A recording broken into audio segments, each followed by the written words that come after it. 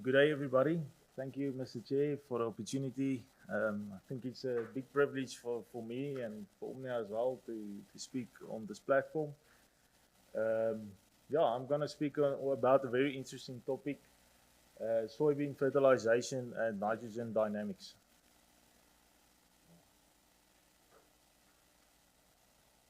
See, there you go.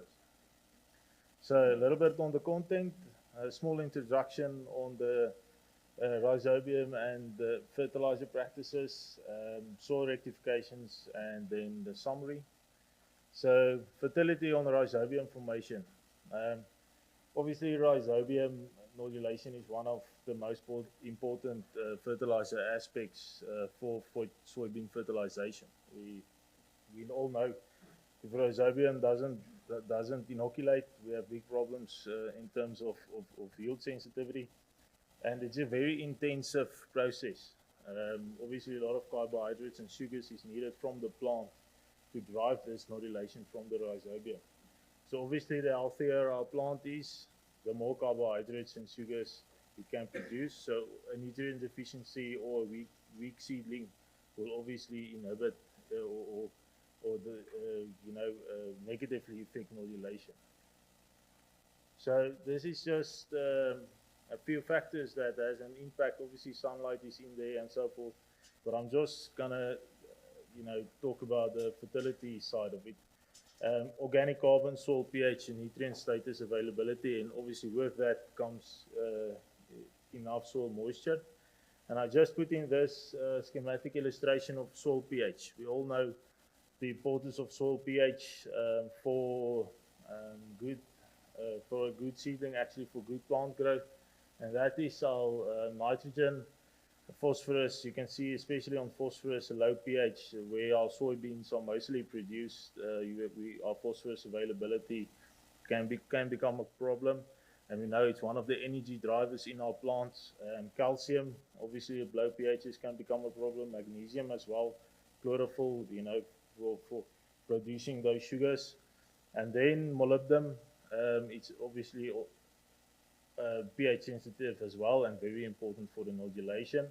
Overliming can be a problem because then you go into an iron and boron deficiency if your pHs go too high, and we already heard about the importance of boron. Then I'm just going to stand still a little bit on organic carbon and nitrogen availability in the soil. We've seen in the previous speakers that too much nitrogen will hinder or prohibit nodulation.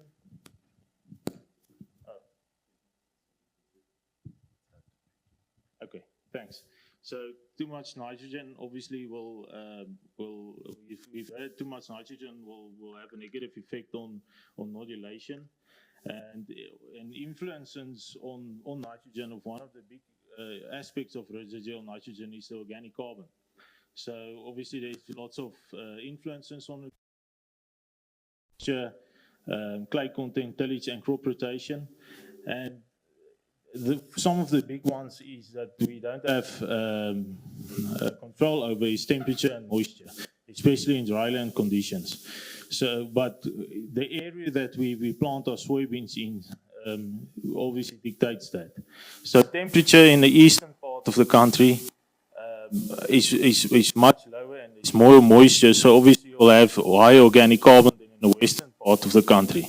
So your nitrogen approach, especially to the seedling, will differ in these conditions. And just a footnote, soil amendments like humic acid and fulvic acid we've seen has a positive effect on that seedling to get a strong seedling. All right, this is just a demonstration trial that we did. It's in the western part of the Western Free State, so it's quite arid. It's soils that has good drainage, and it's low rainfall. The rainfall is around about 400 to 450 millimeters a year on average. And you can see it's a very sandy soil. The map on the left-hand side, you can see the CEC is low. It's below 2. It has adequate phosphorus in the soil and adequate potassium. And we put in a fertilizer mix, a 5-4-3-22 liquid fertilizer with humates and micronutrients, 17 kilograms of nitrogen, 13 kilograms of phosphorus, 10 of potassium, and a little bit of zinc. And you can see on this, I don't know if you can see from there, but with fertilizer actually has a little bit more rhizobiums than without fertilizer. So in this situation, a good planter mix actually enhanced the tempo of rhizobium formation because you establish a strong seedling.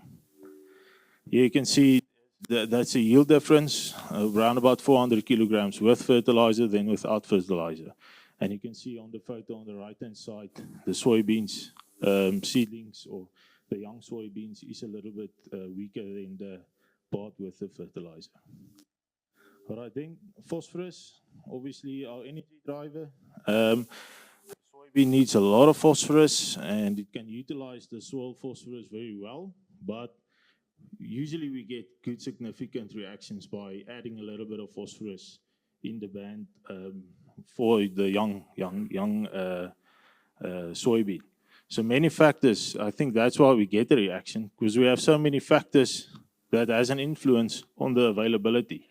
We saw the pH schematic illustration just the previous slide. Climate, obviously, if you have low moisture, the plant can't utilize all the phosphorus in the soil. Root restrictions, moisture, compaction, nematodes. Here's just an illustration of what nematodes can do to a soybean plant, and obviously of the diffusion uptake with phosphorus is going to be less in this situation than in a healthy plant. This is just a schematic illustration of how phosphorus is fixated by pH, and again I added a table of the P recommendations from the Fertasa handbook. And you can just have a look. Most of our soils is between 20 and 30 milligrams per kilograms of phosphorus in the soil.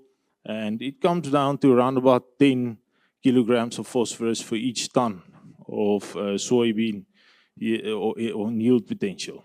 All right. So this is a trial in phosphorus at 3 locations. So it's just to show what the effect of a phosphorus with plant is in 3 locations here in the Eastern Highveld. So you can see 26 kilograms of phosphorus on the first trial was the economical optimum.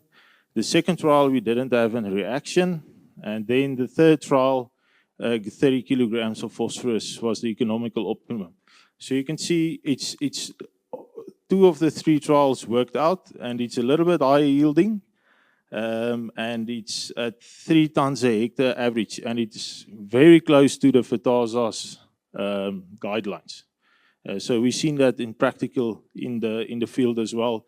The guidelines has a good correlation with what we see in practical with these trials. The next one, different phosphorus source. High phosphorus status in the soil, and you can see 20 kilograms of phosphorus was the economical optimum in this situation. So a little bit lower than the guidelines for the 2.8 ton, but still in that region, you still get reaction with a little bit of phosphorus there. Then potassium, sufficient potassium. Soybean can utilize it very well, the topsoil and the subsoil. But the crux with potassium and soybeans is it needs a large amount of potassium, 19 kilograms for each ton, not to produce. The farmer is taking it to the silo, that 19 kilograms. So it's 5 times more for maize than maize for the same tonnage. So if you're going to 3 tons soybeans, it's equals to 15 tons of maize. Right, so obviously our management of our soil is then very important. The thing about potassium, it has a high salt index. So if you want to put a lot of potassium in, watch out for fertilizer burn if you put it close to the seed and close to the rhizobium. Okay. This is the handbooks, fertilizer handbooks recommendation for yields ton per hectare. And again, we have high potassium, so you can work around about 10 kilograms of potassium for each ton of yield potential. All right. And this is just a schematic illustration of where the soybean takes out its potassium. The most potassium it takes out, and we've heard it with the previous speakers, is from the R1, R2 stage, obviously up to the R6 stage. So it's a short period of time that a soybean needs a lot of potassium. And it's a lot of vegetative growth and a lot of reproductive growth in that growth stages. So obviously, mineralization can be a problem. Although our soils have a lot of potassium, is it mineralizing it quickly enough? And that's a big question here. So we had 4 trials, 4 locations in the center part of South Africa. So it's Northwest and Central Free State we did our trials. So you can see sandy soil on site 1. Good potassium status, 163 parts per million, 19% of potassium, and we got a reaction with 80 kilograms of KCl band placed.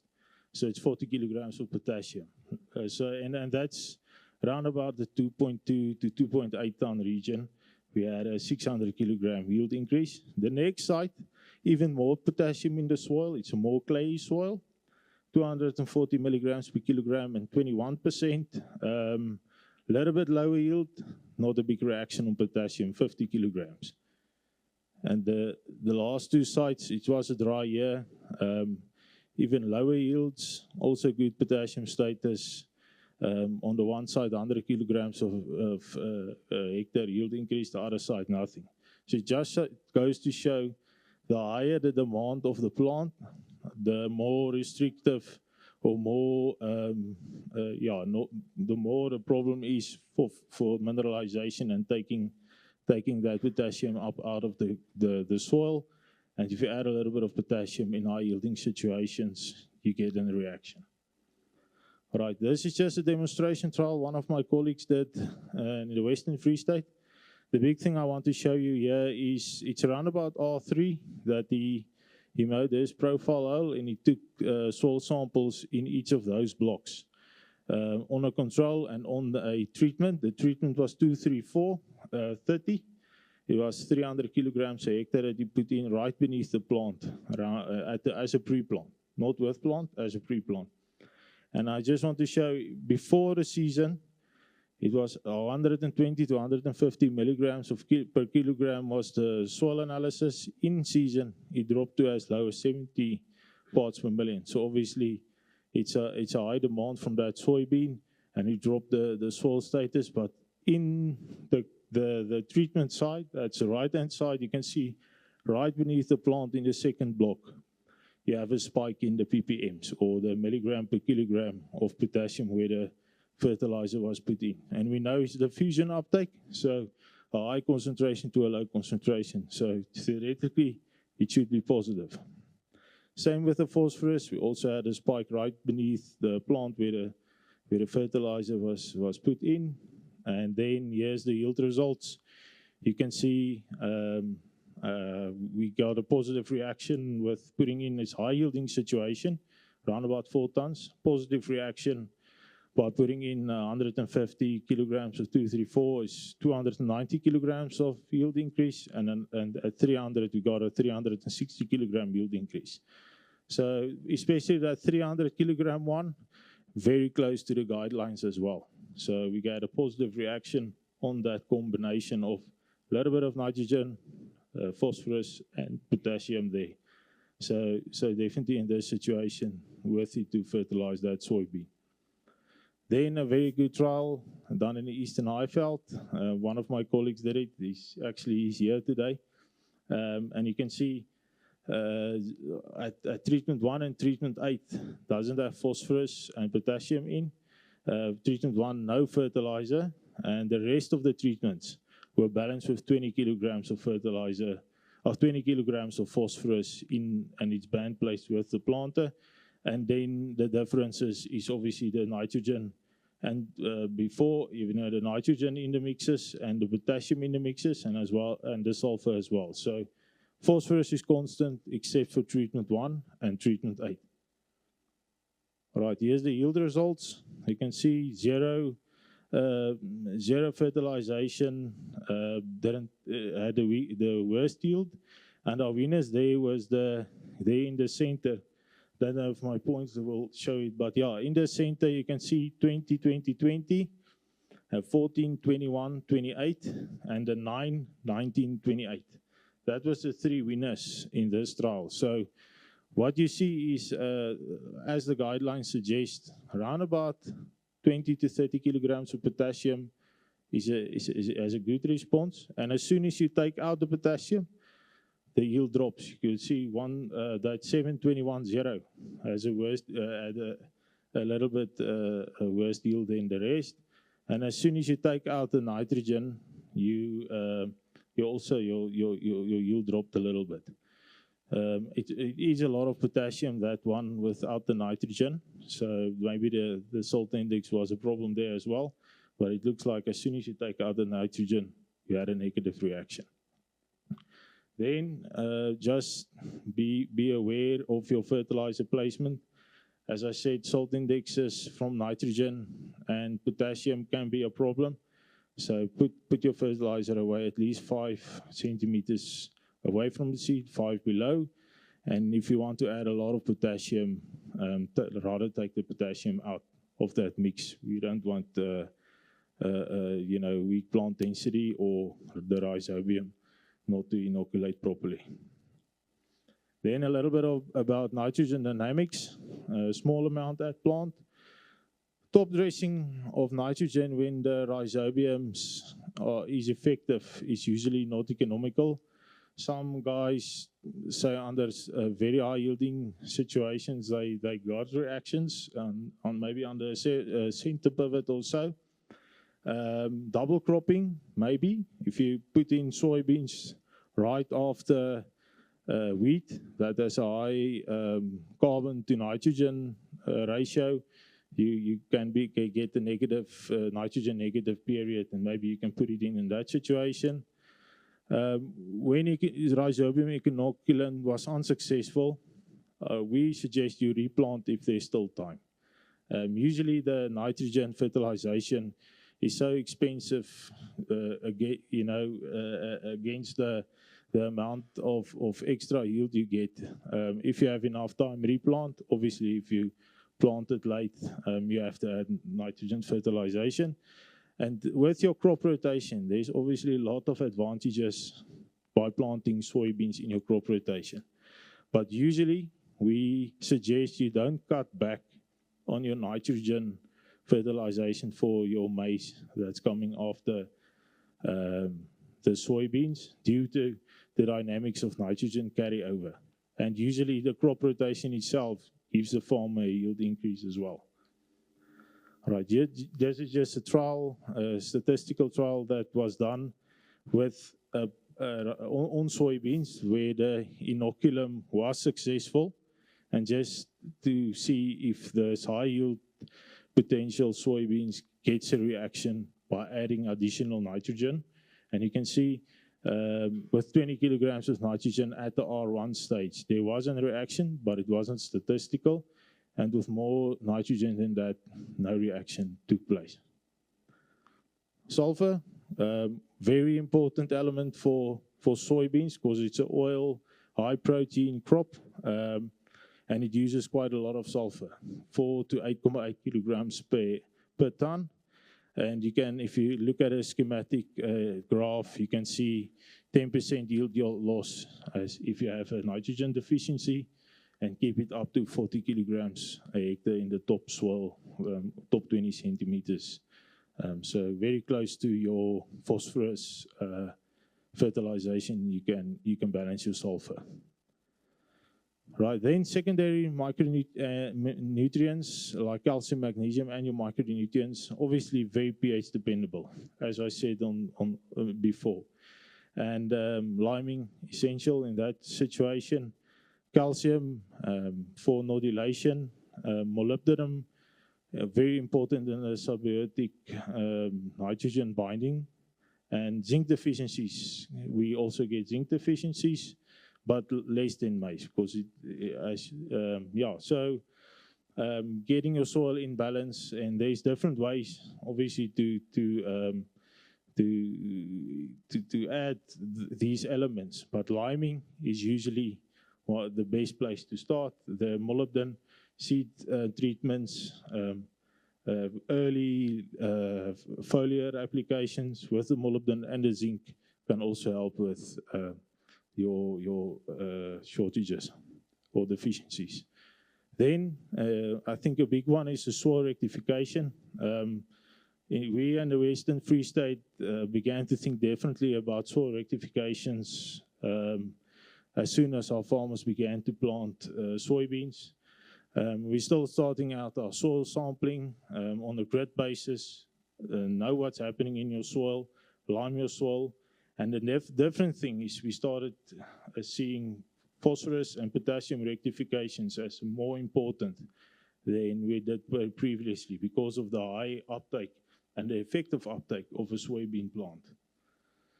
This is just an illustration of what happens with 2 good maize yields and 1 very good soybean yield to your soil status. So before those 3 yields, the soil status of the potassium was 160 milligrams per kilograms.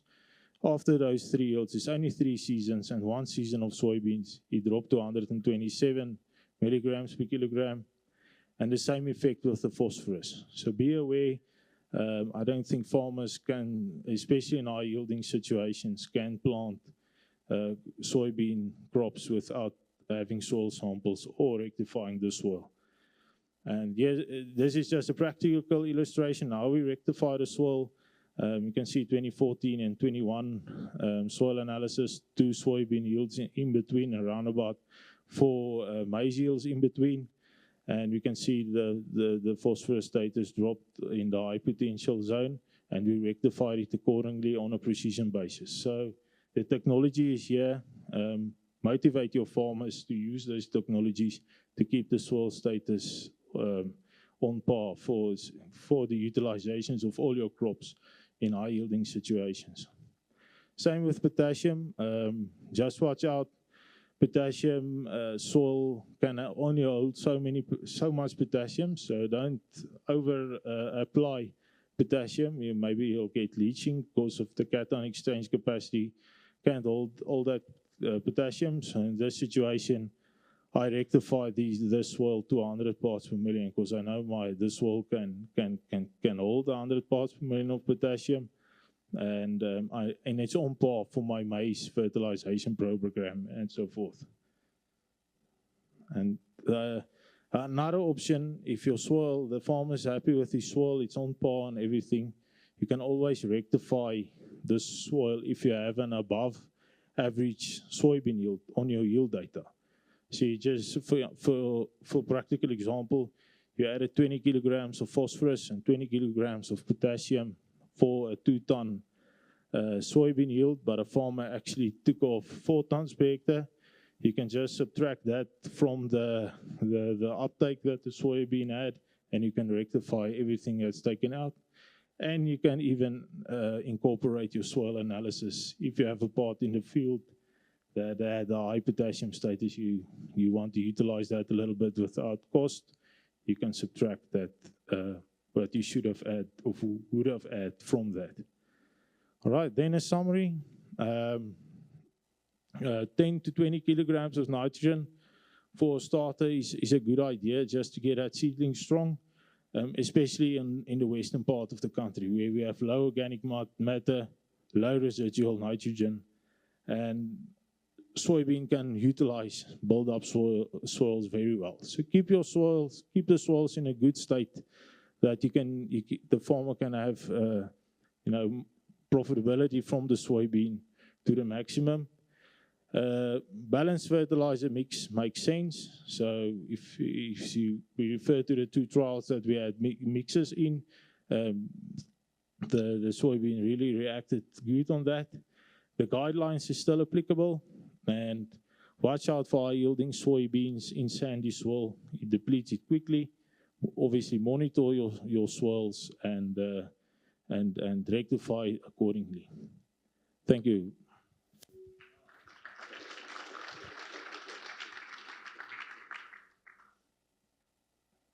Okay, any questions for Kobus? I have 10. I really do have 10. Okay, firstly, Kobus, farmers for a long time have been using ammonium sulfate at plant, yet I saw in the trial that you had, treatment number 8, I think was ammonium sulfate, and the effect in terms of SAT analysis was AB. So everybody's asking these questions. Ammonium sulfate at plant then seems to me to be a waste of time, or there's no ROI. Or did I misunderstand that completely? No, I think I agree. Too much nitrogen with plant, 40 kilograms without phosphorus and potassium with it.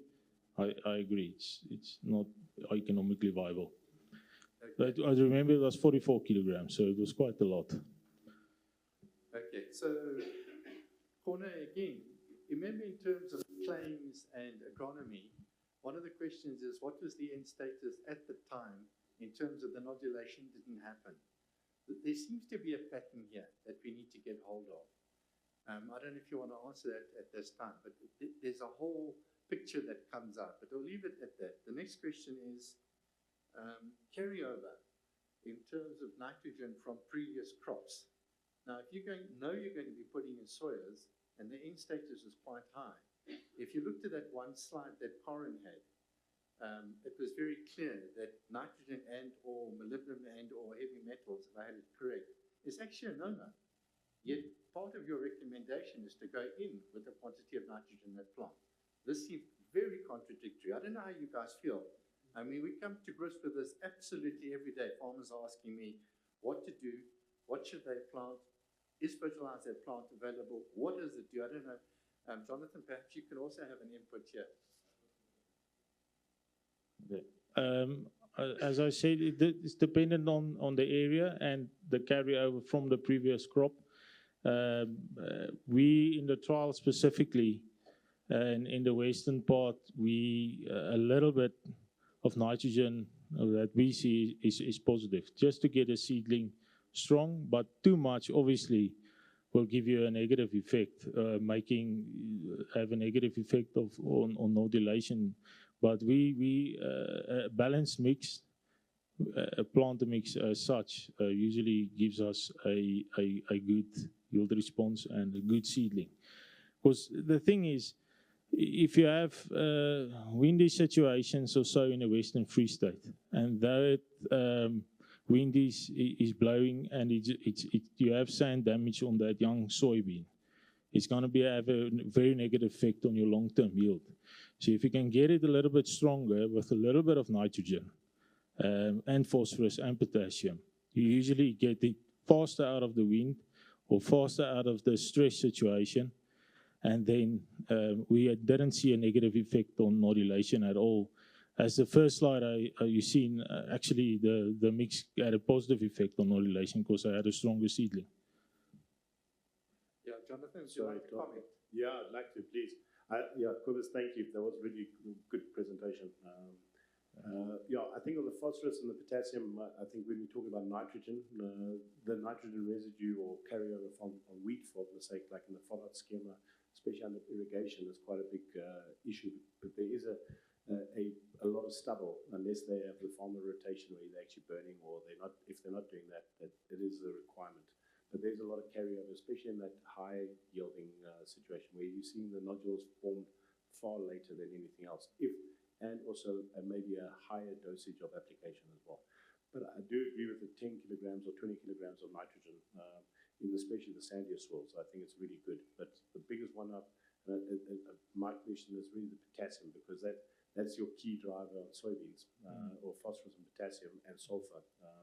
So how you be able to sort of prevent, because we're seeing in dry years where we put in KCL in the band, it is drying out that rhizosphere quite significantly because of the high potassium requirements. How would you go about that? Would you rather go to the broadcasting way, pre-plant with the broadcast KCL, because that would save you a lot of dehydration in that rhizosphere at planting? Yeah, me and some of the colleagues, we talked about it. And the Eastern Highveld, for instance, is more of spreading the potassium out, because their soil and they plant row widths and so forth is applicable for spreading it out. In a Western Free State, we'd rather go into the band and put it away from the rhizosphere, the immediate rhizosphere, because we've seen the graph, it needs its potassium a little bit later. So it's fine to just not put it too close to the seed, but place it a little bit away from that, like the 234 trial, for instance. It's 20 centimeters below where the seed was planted, so it's not in the immediate rhizosphere. Yeah. So, yeah, that's a great recommendation. Yeah. Yes, Brigitte? Tom, thank you. Maybe if I can just ask Kobus, can you just go back to those results, the slides on those trials? I just want to point out something. We are all, Sorry. I don't know why I've got reverb. Which one are you looking for, Brigitte? The one with the 8 treatments?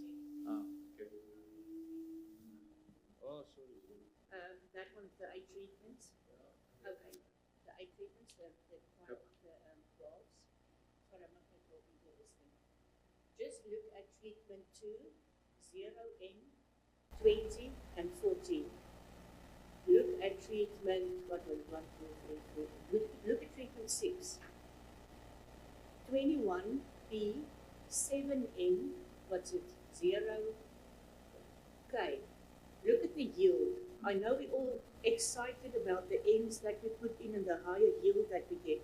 But just when you look at those two, what's it? 5 kgs extra. 3513 versus 3518 with 0N and 7N. Is that 7N really worthwhile if you compare those two? Yes, I agree. Adding N will increase your yield, but is that a responsible way of farming for the future when we know that N is a problem when it comes to environmental issues? That is what I'm trying to show, and that is where N will definitely have a detrimental effect on Rhizobia inoculation or nodulation, and I'll show that to you in my talk. But just look at those two. Is 7N really worth it? I think the problem here was P, and that was addressed with the 20 and the 21. Or am I looking at something different, Kobus? No, I don't think you've missed it, Brigitte. Again, please, just one trial doesn't make a summer, if you know what I mean. But certainly the indications are in terms of the stat analysis and the treatments. That seems to be the indication. This is why I wanted to come back to the ubiquitous question of in at plant, yes or no? If so, how much? And if so, in what form? Because again, we can go to the question of using KCl versus potassium nitrate or something else. And again, which form is going to be the best for the farmer? Corin, going back to your slide, have you got any information on that one?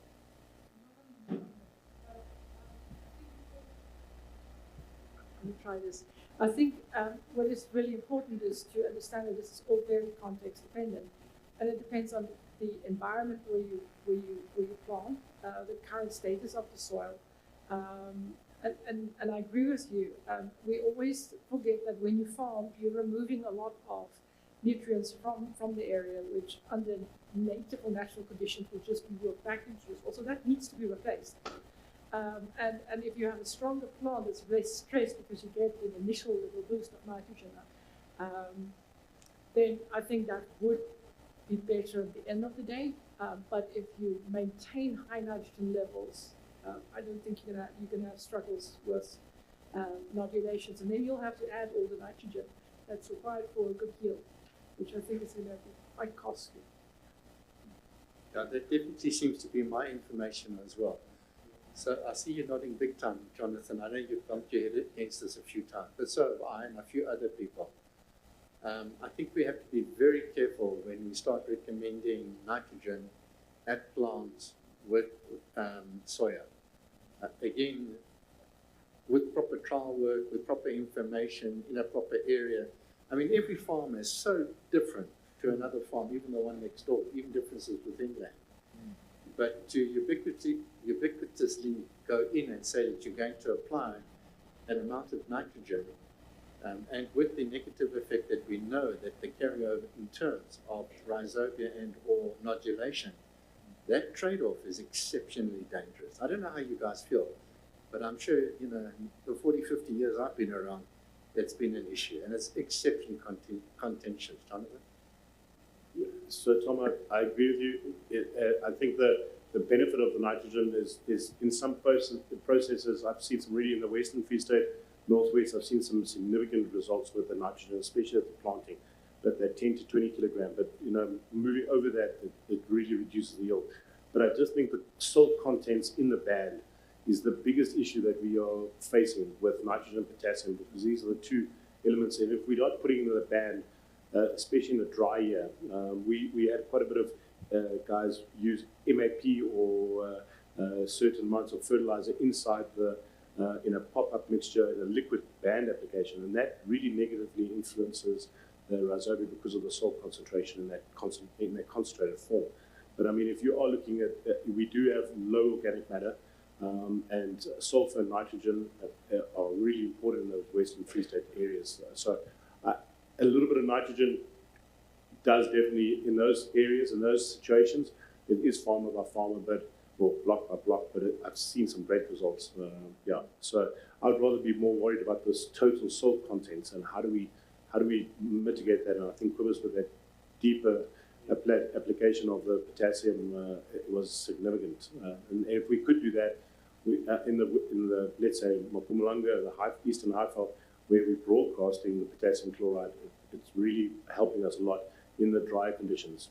If we have a wet condition, I don't see the salt being that big an issue, but in dry conditions is the major, yeah. Yeah, that seems to be the answer, Jonathan. Thank you. Oh, lots of questions out there now. Okay, yes, sir. Kobus, ek het meer 'n praktiese vraag vir jou. In terme van die toediening van kunsmis. Daar's 'n paar boere wat rolstawe gebruik om dan hulle MAP maar te bandblaas. En ek het gevind dat van die rolstawe lig daai stroom kunsmis lig op en is dit dan binne in die plantsone. En my vraag is, ek het nou gekyk na die ene, as dit nou maar 50 kilogram MAP is dit baie min. My vraag is, die soutte in so 'n band, sal dit effek hê op die saailinvestiging? Ek dink definitief, maar byvoorbeeld MAP het 'n baie lae soutindeks en dit hang af hoe die rolstaaf hom natuurlik versprei, nê. So as die rolstaaf daai band direk opbring en jy gaan in daai band plant, dan is dit 'n moeilikheid tot met 50 kg MAP, maar gewoonlik kry 'n ou laat hy hom tog 'n bietjie versprei en ons het nie regtig daai moeilikheid nie. So maar as hulle begin kalium bysit en so voorts, dan weet KCL wat hoë soutindeks het, is dit definitief 'n risiko. Ons het al gesien die soybean saailing is baie sensitief, of die saad is baie sensitief vir 'n klein bietjie sout. Ja, Kobus, ek wil ook net vra, net so daar by die derde een, daai 1317 en die ander. Jy het nou gesê julle het jy het eintlik gepreplant. Dit was nie geband, of was dit gebandpas of was dit gepreplant? Jy het gesê die 234 was gepreplant. Ja, die 234, die 234 was 'n preplant mengsel. Hierdie een spesifiek was plantermengsels geweest. Want ek dink dis waar dit inkom en dis wat almal nou oor praat, nê, is daai soutindeks, nê. Ek dink daai kaliums raak net te hoog. Ja. So jy moet pas op.